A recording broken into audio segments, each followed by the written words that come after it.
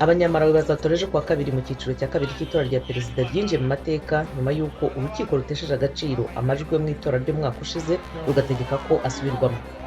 Muri Sudani y'Epfo icyorezo cya virusi ya korona kiriyongera vuba na vuba, abantu hafi 1,900 baranduye, harimo abakozi bo mu buvuzi barenga 50 n'abarenga 30 bapfuye.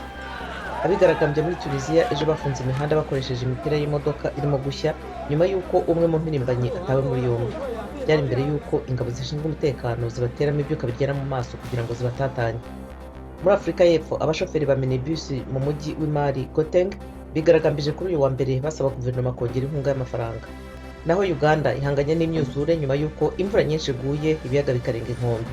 Impuguke zisanga ihindagurika ry'ibihe rigiye kuzatuma amazi aba menshi cyane bikazajya bihora biteza imyuzure.